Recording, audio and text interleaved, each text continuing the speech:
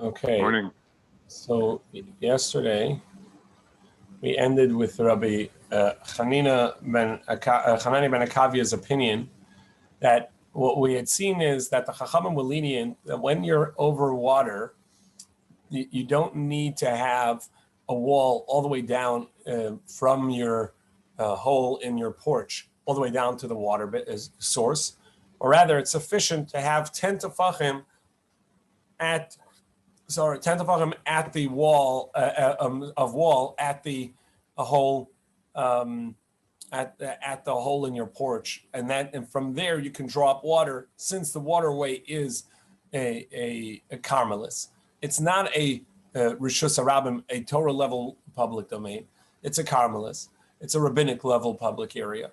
And since water is such a basic thing, the Chachamim were lenient that as long as you have a wall over it to show that you've created a private domain over, that's sufficient. And we saw machlokes where Rabbi Yehuda in our Mishnah would say that this is true. A mechitza teluya, a hanging wall, is sufficient even over the ground. What Rabbi Hanani ben Akavia's opinion is that this leniency over water doesn't actually have to be that you have a mechitza teluya, and we're going to say good aches mechitza, that the wall can be schlepped down from where it is, will virtually extend it down to the waterway, and that counts as a rishus hayachid. He says you actually don't have to have the walls, as long as your platform is large enough that it could be. If we were to imaginarily turn it down, that would be sufficient. Meaning, if you have a 4x4 hole, which is a halachic space hole over the water, and your porch itself is 24 by 24, which means that besides for the 4x4 hole, on each side of the 4x4 hole, you have a 10 tefach long platform, which if we were to bend it downward, and we didn't. But if we were to, if we imaginarily bent it downward, then you would have a 10 tefachim wall surrounding your 4x4 hole. Then you're allowed to draw water from there that way as well. Even though there are no walls vertically, there's only this horizontal platform. But within the horizontal platform, there's enough space to make a wall. That's sufficient. So the Gemara is going to take it to the next steps now and take it even farther. The Gemara say, actually, according to Hanani ben Akavia's opinion, we don't actually need a 24 by 24. It's sufficient to have an 11 amma long. It would have to be 24 wide. But only 11 long. Meaning the distance away from the house is only going to be 11 amma of your platform, and the width of the platform is going to be 24 ammas. As long as the platform is just under 3 tefachim away from the house, from the window, and you have within the platform, you have an indentation where 4 tefachim wide and that 1 and a bit tefach deep cut out.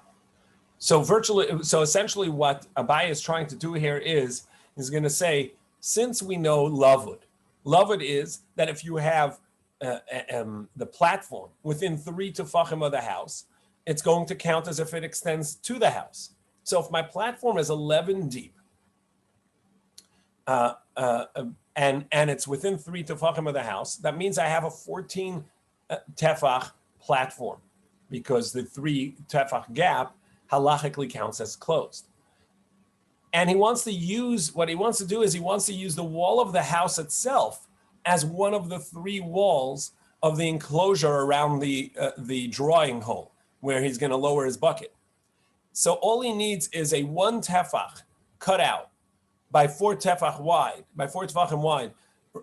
to make a virtual 4x4 from the wall of the house to the beginning of the platform.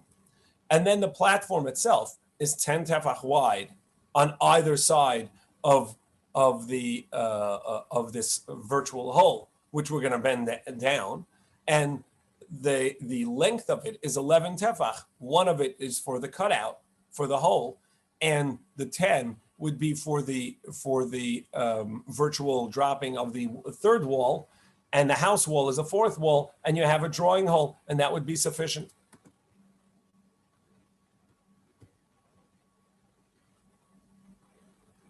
So because essentially you're going to pull down the two sides to create a tefach wall, and since it's within 3 tefachim of the house, it's going to count as a 4 tefach wall on either side. You have the wall of the house itself. Add to it the pull down of the 10 long of the platform, and you have a sufficient wall. Amal Abaye. So this is the second wide line on 87a. On Pei Zayin Amud Aleph.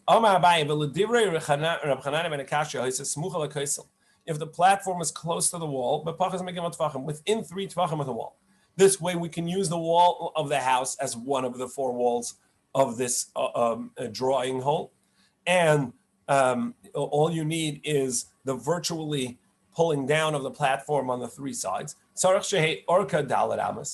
the width has to be 4 amos, which is 24 tefachim. And the depth or the length of the wall away from the house is going to be 11 and a bit. And this way, you're going to have the wall of the house, the 10 tefachim on either side that are pulled out, and the 10 tefachim away in the from the porch, and that gives you sufficiently the wall. So the Gemara later is going to ask, in what scenario did Rabbi Chanan ben Akavia require that you have 24 by 24 to have 10 tefachim on either side, on all sides of this hole?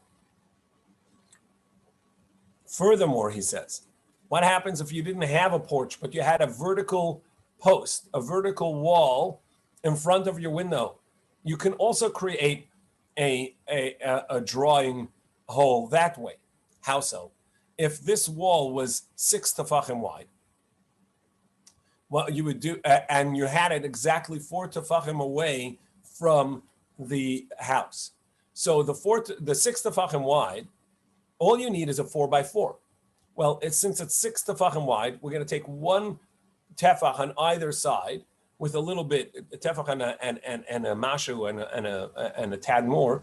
So we're going to turn that, and we're going to leave 4 tefachim for the width of this hole, and then we're going to turn the 2 sides in 1 tefach on either side, which now brings the side walls to be within 3 tefachim of the house wall.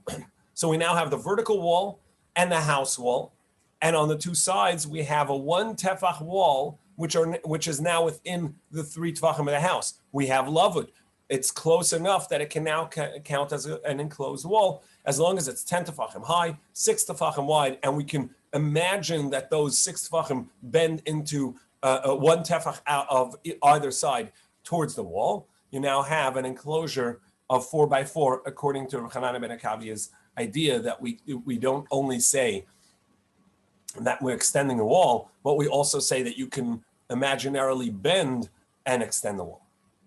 So Haises Kufa, if it was upright, as long as it's 10 tefachim high, Urchava Vav tefachim, it's 6 tefachim wide, Ushnei Mashuhin, and a tad more on either side, because when you bend that 1 tefach in, it has to be there can't be a full 3 tefach gap to the house, it has to be a little less than that.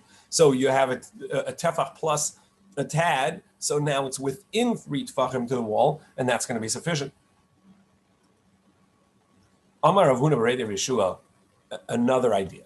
What happens if his window, where he's drawing the water, is not actually in the middle of a wall, but it's at a corner? So now the house provides 2 full walls, because it's in the corner. The house, let's say, is L-shaped, and this is the window where he's going to be drawing from the waterway, is in the L-shaped corner of the house. So now the house is providing already 2 corners.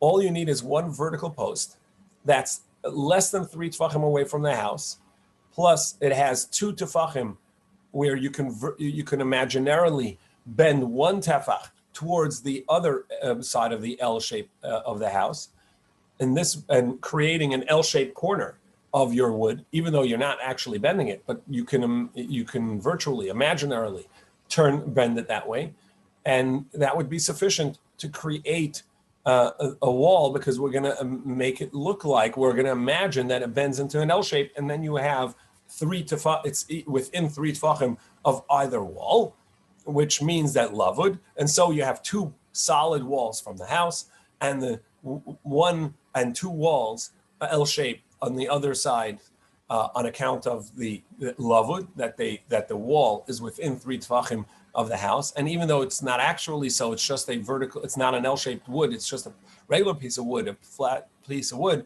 But because imaginarily, Rabbi Hanan ben Akavia says that you can bend it, so too here. Say Omar Yehun, Rabbi Yeshua, I say Amed Karen Zavid Sarach Shehi Gova Yud Tefachim. As long as this piece of wood is 10 tefachim high, it doesn't have to be wood. It can be metal, whatever. I'm using wood.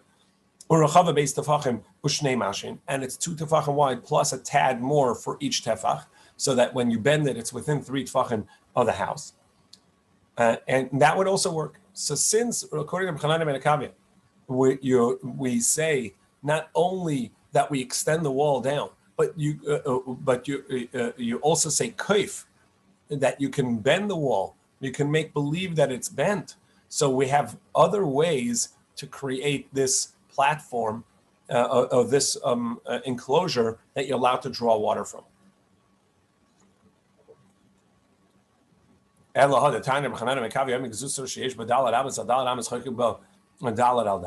why did we say that Chananya requires 4 amos by 4 amos, meaning 24 tefachim by 24 tefachim, with a 4 by 4 tefach hole in the center? And then he can draw water there. What's that case? And that he requires enough to have the platform 10 tefachim on each side. He says that's talking about where it's a freestanding platform. It's not at the wall of the house, so you can't use the house wall. The avdikiyasita, it's just a freestanding gazebo where the platform is not attached to the house, and therefore it requires 10 tefachim on each side of the hole to have this virtual bend down of walls. The next halacha we're going to have is going to go back to enclosures within the water. Previously, we had seen that if you had a well between two chatzeros, 2 courtyards, that a machlokas of where you're going to need a wall. According to Rabbi Yehuda, the wall that's above the ground is sufficient, and we had various opinions in Bisham and Basilo of where within the hole, within the water pit, where the walls would be required. Our Mishnah is going to be talking about if you have a stream that actually runs through the courtyard, and it enters beneath your courtyard wall and exits beneath your courtyard wall, and your courtyard extends to the other side of this stream, and you have walls around it. So does the upper wall count for the stream below, or do you have to place a wall below just as you needed in the well? A stream of water that runs through your courtyard. You may not draw water from there, even though that's in the enclosure of your private domain. You may not draw water from there on Shabbos. And the Gemara is going to explain that we're talking about that the depth of this waterway is at least 10 tefachim deep, and the width is at least 4 tefachim wide. So it counts as its own domain, and therefore it doesn't count as your private domain. But if it was less than that, then it would actually be a part of your private domain, because it has not acquired for itself its own space, halachic space. So you can't draw water from this on Shabbos because it has its own halachic space.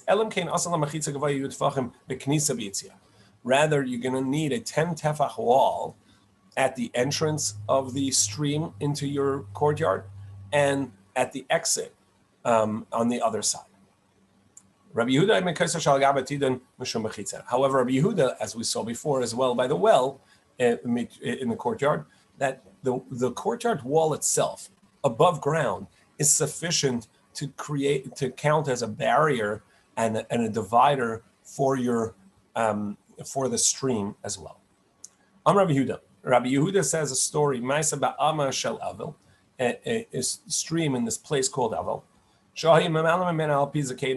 that they would draw water up from it on Shabbos. Amrullah, and they responded, the Chacham responded, it's true that happened, but there it's because it didn't have the required measure, meaning, as we mentioned before, the stream was less than 10 tefachim deep or 4 tefachim wide, so it didn't acquire for itself its own domain. And therefore, it is just a part of whatever domain it is. And we saw this earlier. If there's a puddle in the ground on the public domain, it's still a part of the public domain unless it's 10 tefachim deep, 4 tefachim wide. So too, in the private domain, it'll only count as a separate entity from the courtyard if it is 10 tefachim deep, 4 tefachim wide. Otherwise, we're going to say that it is just a part of it's a puddle in your yard, and it's still just a private part of the private domain. And you could draw water from a puddle. That's a part of your private domain. It only counts as a separate domain if it has 10 by 4 tefachim, 10 deep, 4 tefachim wide, and the case in Avel was where it didn't have that, and that's why the Chachamim allowed to draw. So Tana Rabban, if you made, the Mishnah requires, according to Chachamim, that you have to make a barrier in the waterway at the entrance to your courtyard and at the exit to your courtyard, 10 tefachim high. What happens if you only made one? At the entrance but not at the exit, or at the exit but not at the entrance? You're not allowed to draw from there on Shabbos. You can only do so if you made a 10 tefach wall at the entrance of the stream to your property and the exit to your property. Rabbi Yehuda Eimer Keser Shal Gabatida Mashal Mechitza. And again, in this brisa, like in our Mishnah, Rabbi Yehuda says that no, you don't need that because it's going to count as a proper wall, just with the wall above it, the courtyard wall. There was a story, the brisa gives a little more detail. It was a stream that went all the way from this place Avel to Tzipori. And they would draw water from it on Shabbos, according to the opinion of the Zakanim. In other words, the Zakanim allowed them, the elders allowed them to do so. Amrullah said, they responded to Rabbi Yehuda, Misham Raya, bring us proof from that stream. As our Mishnah says, it didn't have the requisite amount. Here the Gemara tells us the requisite amount. It didn't have 10 tefachim depth and 4 tefachim width, which would define it as an independent space. And since it didn't, it always constituted the space of wherever it was. So if it ran through a private property that was enclosed, that's sufficient. It just counted as a puddle within that private property. The brisa continues. We have another brisa. What happens if the stream that comes through private domain runs through near windows, right near the houses, not through the courtyard, but right alongside the house? So Tani Yidach, we have another brisa. Amas hamayin ha'everes bein hachalonos, a stream of water that runs near the windows, meaning near the structures, and there's windows right above it. Pachas megimel, if it's less than 3 tefachim, and the Gemara is going to say, what's less than 3 tefachim? The width of the waterway. You just told me that doesn't count as a public or as a Carmelist, as a rabbinic public domain. What else could be 3 tefachim? But nevertheless, we don't know yet what that means. The brisa says if it's 3 tefachim wide, if it's less than 3 tefachim, mishal shel dli mamali, then he can lower a well and draw water. Gimel a mishal shel dli mamali. But if it's more than 3 tefachim or more, so then he may no longer lower a bucket and draw water. However, if it's less than 4 tefachim, he can lower and draw water. Dalid, once it's 4 tefachim, he can no longer lower the water and draw from there. Now, just a reminder, Rabbi Shimon Gamliel holds in general that the concept of lavud is 4 tefachim. This concept that we say that when you have a gap in a barrier that's less than 3 tefachim, lavud, that counts as a solid barrier, just as we would think of a chain link fence as a solid barrier, even though that it's mostly airspace. So to lavud, as long as you have less than 3 tefachim gap, that counts as an enclosure. So to Rabbi Shimon Gamliel says not only less than 3, but even if it's less than 4 tefachim, and it also count as a proper barrier. So that's what the background to this machlokas here. But the Gemara is going to ask, what are we talking about? Where is this 3 tefachim or 4 tefachim that you're talking about? B'mai, what are we talking about? B'mai eskina. Ilem ba'amas hamayim gufa, that the width of the stream itself is less than 3 tefachim or 3 tefachim wide. Well, that can't be. But Rav Dimi came in and said in the name of Rabbi Yochanan in Carmelis B'chusim Medalet that Rabbi Yochanan had said there is no such thing as a Carmelis, a rabbinic public way, which is not a Doraisa level public way, and a waterway counts as that because it's not your regular walkway for people. So it counts as a rabbinic public way, and there is no such thing as a Carmelis less than 4 tefachim, and you're telling me that it's less than 3 tefachim wide. You're telling me that the teaching of Rabbi Yochanan is machlokas in our Mishnah, and according to the Chachamim in this brisa, and according to the Chachamim of the brisa, you're going to have a waterway that is less than 3 tefachim, and yet it's going to count as a public way. It's going to be 3 tefachim. It's going to count as a public way. Ella ba'agafel. So rather, the point is not the waterway itself. Of course, the waterway is going to be at least 4 tefachim wide, but there's a ledge, there's a bank. So even though we said that this waterway runs right directly beneath the windows, but there are 3 tefachim, let's say 10 inches of a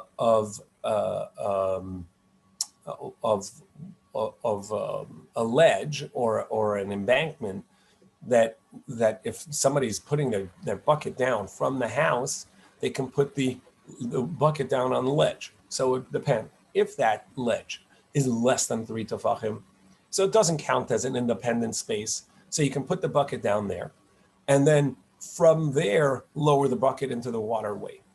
And that would be, typically we would say you're not allowed to do that. If you remember, we saw this idea that we had in non-halachic space in a public way on a Rishus HaRabim, between a Rishus HaRabim and Rishus HaYachad, between a Torah level public way and a Torah level private property, that each, since it's not a proper space, a 4x4, you're not, each domain is allowed to put stuff down there, but they're not allowed to switch from one to the other. Here, what this Bryce is going to be telling us that you are allowed to switch, and so he can take the bucket from the house and put it down on that ledge, and then he can get out there and pick the bucket up from this less than 3 tefachim ledge and put it into the water and draw water, bring the bucket back up onto the ledge, go back into the house and draw it up through the window into the private property, and it's going to be into the house, and it's going to be okay because it doesn't count as its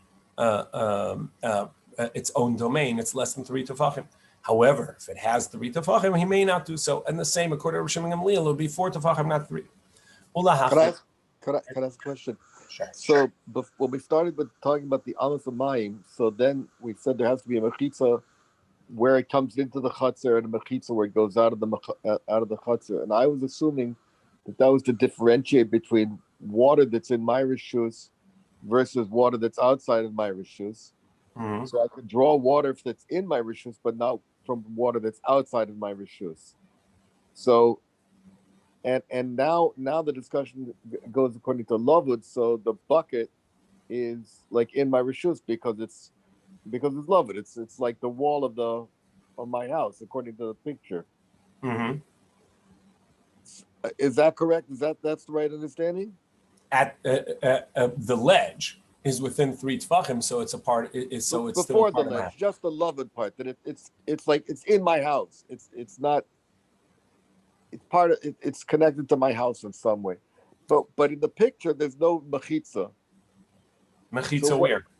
In the picture, there's no mechitza at the end of the building and at the beginning of the building. There's just, kind of the Amos Hamayim just kind of goes out to sea. You're meaning it's just flow because you don't have a 10 tefachim wall at the entrance and exit of your property? Right. So what good is the Loved going to do me? If it's coming from outside of of my rishus, what good is it doing me? But I'm not sure if I'm right about the way but you said it is, that it's because it's coming out from outside of the rishus, so I need a mechitza. The reason is because the rishus. The reason is because that ledge is a makam patur. That's the reason.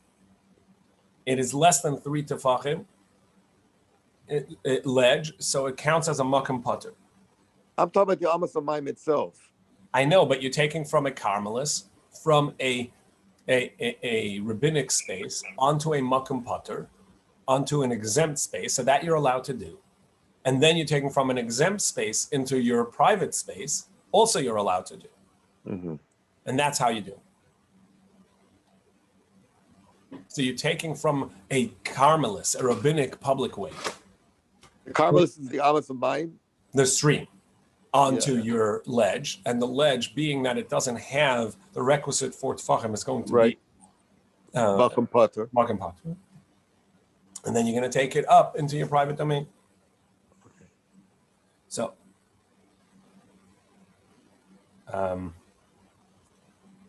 so Gemara says, wait. V'haki asar avdimi amar Rabbi Yochanan.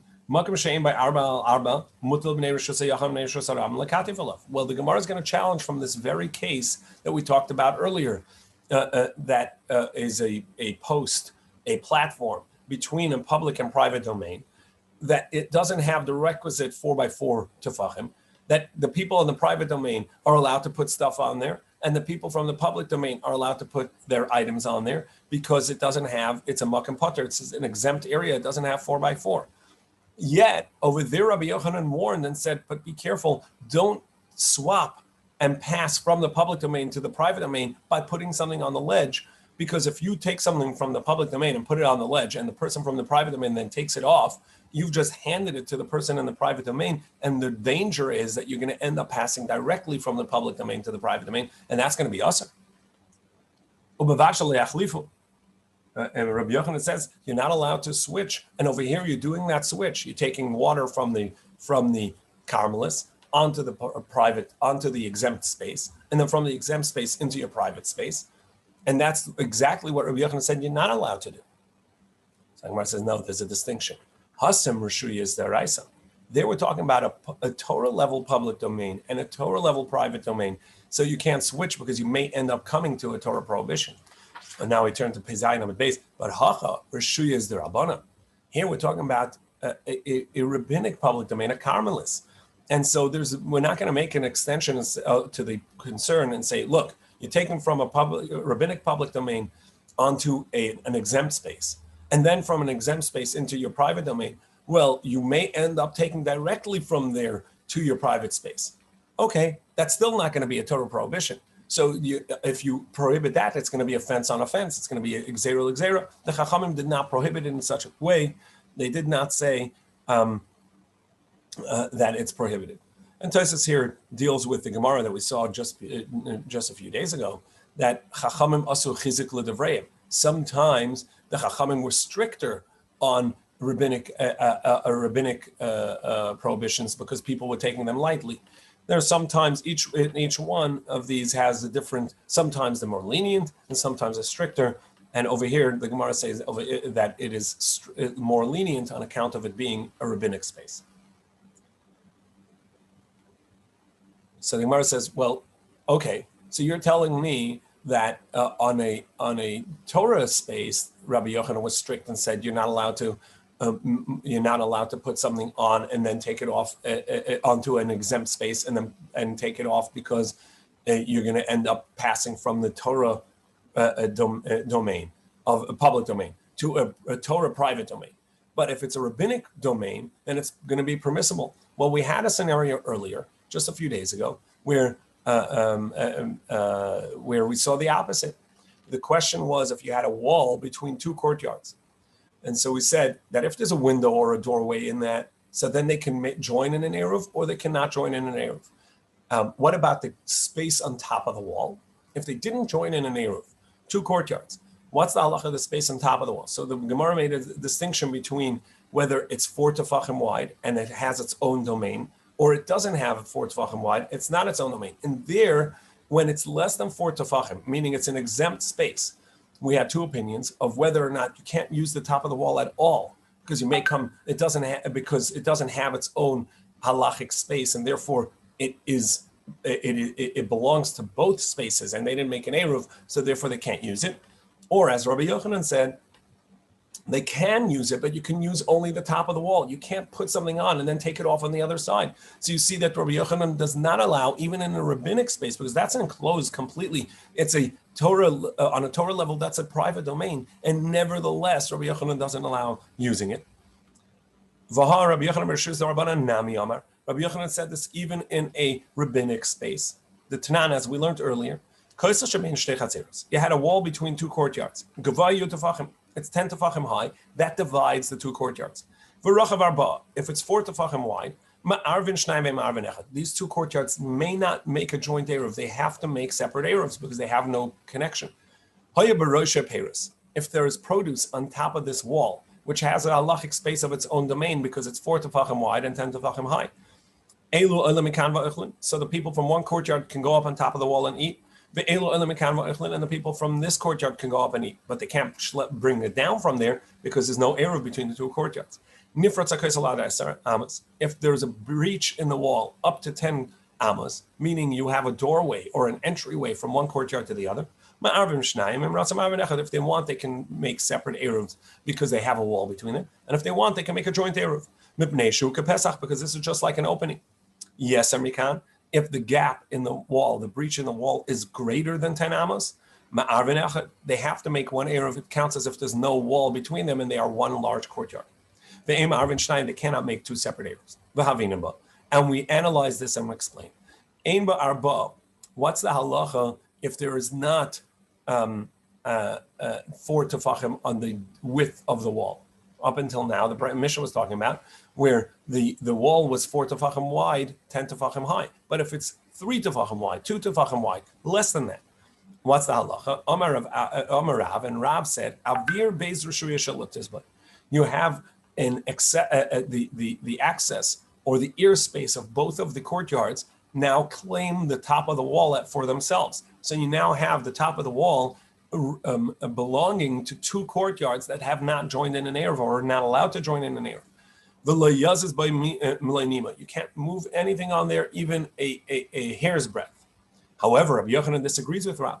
Rabbi Yochanan said that you can use things as long as you go up there and use it on top of the wall. Rabbi Yochanan Amar, you're allowed to eat this produce that's on top of the wall as long as the people from this court go up on top of the wall and eat it there, and the same for the other, but you can't take it down. That was Rabbi Yochanan Taimei. Rabbi Yochanan follows his opinion. The Chi'asar of Dimi, Amar Rabbi Yochanan, as Rav Dimi explained in the name of Rabbi Yochanan, Makim she'ein ba'arba al arba, a place that does not have 4x4. So it's a makim pater. It's an exempt area. It doesn't have the requisite amount to count as its own domain. That this is similar to the public domain platform that is less than 4x4, which we said earlier. The people from the private domain are allowed to put their items on there, and the people from the public domain are allowed to put their items on there, but it's an exempt space. It doesn't have its own domain. Nevertheless, they're not allowed to switch. As long as they don't pass it by putting it down there and the other picks it up, that's going to be prohibited. So too, over here should be prohibited in the wall between the two courtyards. And the wall between the two courtyards, it's a rabbinic space, because on a Torah level, this is all a private domain, and you're allowed to carry there. It's a rabbinic enactment because it looks like public domain because it services multiple courtyards and each courtyard has multiple inhabitants. So it looks like a public space. So you need to make an eruv to define it as a singular space. And they didn't because they have a wall between them. So therefore that space, according to Rabbi Yochanan, you're only allowed to use the top of the wall for the top of the wall, but you can't take it down to either courtyard. So too here, this ledge, even though that it's bringing something in from a rabbinic space, it should not be allowed to then be subsequently brought into the house. So Gemara says, Hahi Ze'iri Amra. That wasn't the teaching of Rav Dimi. That's the teaching of Ze'iri in the name of Rabbi Yochanan. Well, is Ze'iri kasha? Well, fine. So, but according to Ze'iri, you still have the question. Ze'iri mokum la ba'amas hamayim gufa. So Ze'iri is going to explain that this is talking about the machlokas of Rishim and Gamliel and the Rabbanan in the width of the wall of the stream itself. So our first idea of the machlokas of Rabbi Yehuda and Rishim and Gamliel, of the Mishnah of Rishim and Gamliel, the Tana is in 3 tefachim or 4 tefachim width of the stream itself. And to that we said, how can it be? Then you have what you're essentially going to have is less than 4 tefachim as a Carmelist space, because your stream is 3 tefachim, and you say that you can't carry from there.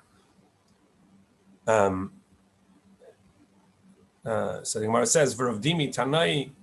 Rav Dimi says no. That we're going to then you're going to make it into machlokas Tanaim of whether or not 4 tefachim is the minimum a Carmelist, to have it kechore Carmelist.